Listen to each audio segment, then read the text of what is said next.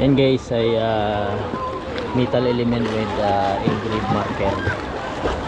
Tapos ito, yung stone na to is torpil marker. May ulo siya kaso walang paa. So check natin kung anong marker sa taas. Yun ay wool. Ayan. Check natin kung anong marker nitong torpil stone na to sa taas. So wala siyang paa. Ito yung head niya. So wala siyang paa. Check natin sa taas kung anong marker. Let's go! Right, so may paa pala siyang isa dito. So dito ano siya. Anon yung kanyang paa sa kabila. So ibig sabihin may head din siya. Paa sa likod. Check natin anong marker nito sa taas. Okay. Ano maka-engrave sa kanya dito? Hole with another hole. So ibig sabihin, so di ba doon yung niya paa, dito meron to pagong na bato. So may engrave siyang hole. Ayan, nakita natin. Tapos with another hole.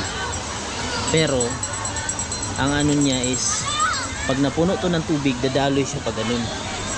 Babagsak siya doon.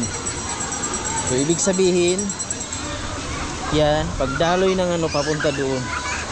So there's something na meron dyan. Dahil may ulo siya, may paa doon. Dyan walang paa. So malamang may something dyan, di ba? Ito naman ganun din, may engrave siya na wool. Disim din, dadaloy din doon. So, dito na side, maraming engrave dito guys. Hindi tayo ganong expert. Alright, so dito may buntot siya. Ayan, kaso wala siyang mga paa. Dito na side. So may engrave din siya. Yan, pabagsak dyan. So ayan, pa-slide. So ito may engrave din pabagsak dyan. So ito din engrave. Ayan, babagsak din siya pag ganun.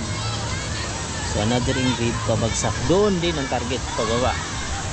Ito naman guys, ganun din. Same to siya. Lahat ng pattern niya ay pababa. Ito hole with another hole.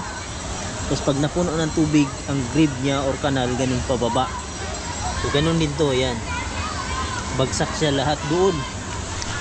Ito ganun din. Full bagsak doon. So may mga kuan pa yan dyan, may something ganun. Ayan din, ganun din siya. Bagsak. So ayan. So dito wala siyang paa. Dito na portion. Tapos may buntot siya. And the other side, titingnan natin.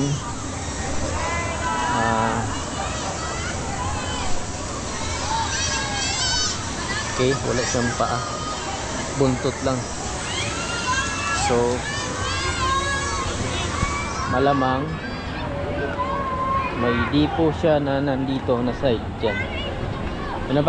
Napakaganda nitong nito, yung sit up ng mga bato na to, no? Sa marunong magbasa tayo, hindi man tayo marunong, pero something like ganun, di ba? Tortoise stone to eh.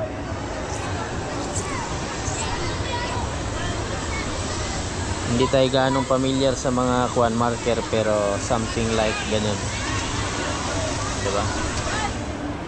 Ang ganda ng mga marker.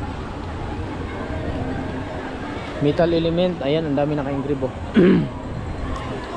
Yun, wool. So malamang itong portion na to, ayan, meron yun. Yan ang katalino yung mga Japanese guys. So yan lang. Thank you for watching. Bye bye.